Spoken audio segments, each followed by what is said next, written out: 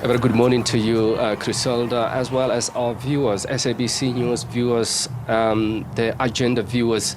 Well, I can tell you that it's been one event that's caught so many in terms of the prayer lists that have been laid forth by different, faith-based organizations. They're talking about the crime levels that continue to, affect a lot of people. They're talking about the gender-based violence. They're talking about, as we mentioned earlier on, the foodborne illnesses that continue to really, affect a lot of communities in this country.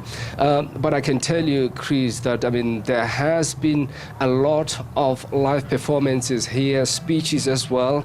In terms of performances, we've also seen the likes of the ZCC brass band taken to the floor, and of course you would have actually seen the crowd really in jubilation as they were performing. We also saw St. John's Apostolic Church, and of course as well, they call them Dipala in the language that they know. But with me in this studio, I'm joined by Rema Bible Church representative, Pastor Wayne Shafunya. Pastor, for the first time this year, we're having this event without Pastor Ray McCauley. He should be sitting where you are. Yeah, definitely. But I think, first of all, good morning to all your listeners and all your viewers, and to you as well, my brother. Yeah, it is one of those moments where it's like, it's great being here, but we all know that this is one of the events where Pastor Ray looked forward to. He loved standing and speaking to the nation, and affirming as a station that as a nation that we are on the right track, but also to remind us that a nation which does not pray is a powerless nation. We wish he was here, but I know that in spirit he's with us and is looking down on us and in the event and saying, thumbs up, that's the way to go. What do you think he would have wished for, really, today on this National Day of Prayer? I think he would have probably spoken a little bit about our unity in diversity, and also touched a little bit on us looking after the poor, to make sure that the margin must not get any bigger. We should be closing that margin to make sure that we don't have this huge gap between the haves and the have-nots. He's always been about looking after the poor in our community, and I think that could have been the line that you would have taken today. And that legacy, how is the church doing with it as we speak? People are hungry out there, and it's a lot of them. And I guess this is why you're here today. Yeah, with the legacy still ongoing, right now we are busy with mobilizing to get food vouchers for our community. We do have a separate legal entity that is part of the church. It's called Rema Hands of Compassion. I have Pastor Ray McCauley with me today. He's here as well. These are the people who have dedicated their time and their lifetime to make sure that they live in the community with the poor people, but also make sure to feed them, not only during Christmas, but feed them on a daily basis. Have people at Hands of Compassion staying with them. So it is something that is always unfolding, something that it's always happening. It's not something that happens once a year. This is who we are, to look after our communities. For Rema Bible Church, why is it important for you to come together, be in one space with different faith-based organizations, as well as traditional leadership that is here? I think, first of all, we need to understand that we are God's people. We are one. And we have different beliefs, but ultimately we worship the same God. And there's just something special about human beings coming together, because creation is a package and no one was created in isolation. For us to be part of the community, that's what God wants. That's the mandate for us to be, socially relevant. So we have to mix for other people. That's why we're here, to show everybody out there that we are not an island. We're not doing our own thing. We are part of creation and part of the community here in South Africa. Let's just expand on your prayer list today. We have issues facing the country. You talk about gender-based violence. That campaign has started already, the 16 days of no violence against women and children as well. Talk to us, how is the church addressing this issue? That has been ongoing. Pastor Shana McCauley many years ago already started what we call Black Fridays, where we wear black, showing solidarity with the people, the ladies, children, and women who are mainly the victims. But we know that when we kickstart the 16 days of activism, against the violence of women and children, we as a church are very vocal about it on our pulpits. We talk about it, and we have actually started speaking to men in their small groups about that problem we have as a community.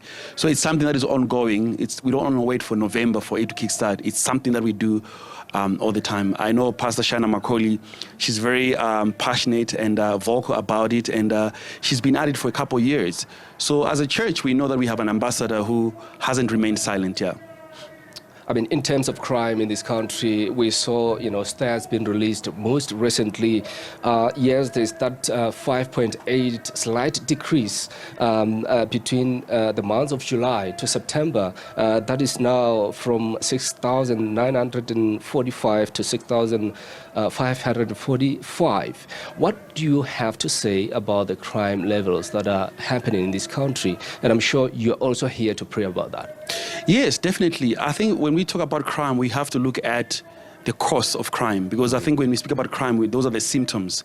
The rate of poverty in this country is alarming, and I think that's why the church is also involved to make sure that where we can help by creating jobs, but also drive an awareness that if we don't deal with the issue of unemployment in this country, then the results will be people now wanting to commit crimes. Some of them are petty crimes because we just need food.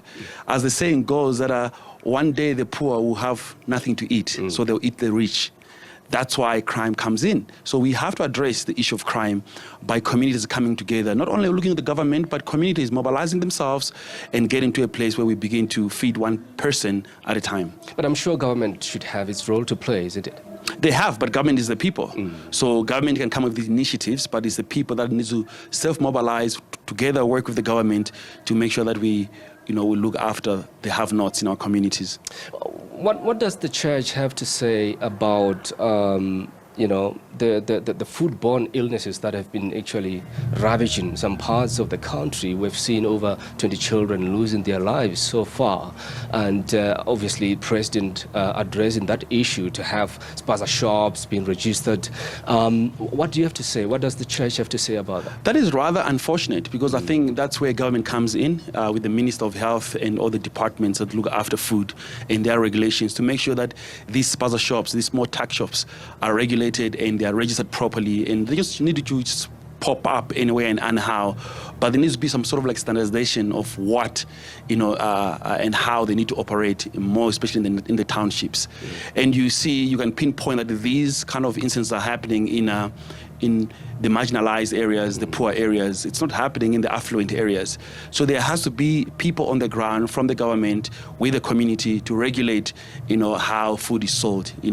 Stuff that is due already past its sell date, that needs to be thrown away. But that's not going to happen by government alone. It needs to be people in the community mobilizing themselves to make sure that these spaza shops are regulated and registered. And as a church, do you agree with the steps taken by government to say that those who don't comply or even not registered within that 21-day period should be shut down? Yeah, we definitely align with what the government initiatives, because you need to understand that the church is the people. People only come to church on a Sunday. For the 6 days and a couple hours, they are actually a community. These are the people we're talking about. So if the government brings across that kind of initiative to curb that, we as a church align with that and we support it. And if there's any other way we can drive an awareness from the pulpits, we are more than willing to do that. We are part of the community. I mean, let's talk about the role of the church in the community. I mean, you're all here coming from different areas in the country. You face issues, you address issues, not only on Sunday services.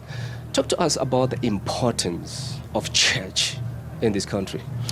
The importance of the church in this country is that we have to get into a place where we now only talk about faith, because I think that's what brings us together, faith in God, in whatever that we believe. But we have to move beyond that to actually being fruitful. People want to see fruit.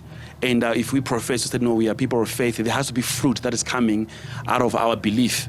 And fruitfulness talks about looking after our communities practically, not only just, laying hands and praying for people, but what are the needs that the community has? That those who need clothing, those who need food, those who need water, those who need shelter. That is where the church comes in. So if all of us can do our part, little that we can do will make a difference. And if all of us can just say, okay, it's great to meet on Sundays or whenever day we meet, but let's actually go into the community and begin to meet the practical needs of our community. That's like, being socially relevant, yeah. Just before I let you go, I know Pastor Ray McCauley used to really emphasize the point about the separation of powers between church and government. But this was during the investigation by the Civil Rights Commission, when they were really investigating the so-called commercialization of churches and the abuse of people's belief system. Is that what the church still aligns with, to say that church powers need to be separated from that of government?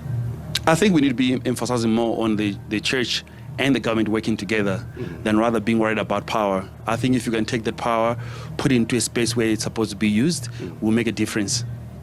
Pastor, thanks so much for your time. We appreciate your time. Thank you so much, my brother. Indeed. That's Pastor Wayne Shafunya, representing Rema Bible Church. Well, the prayer sessions are still ongoing here at the FNB Stadium. The singing, the praise and worship songs you are hearing. And of course, many people still trickling into the stadium, and different colors indeed in terms of the church uniform. That's what's decorating the FNB Stadium on the National Day of Prayer. With that, back to you in studio, Chris. Thank you very much, Maageketla, live to us from the FNB Stadium, of course, on that National Day of Prayer. We'll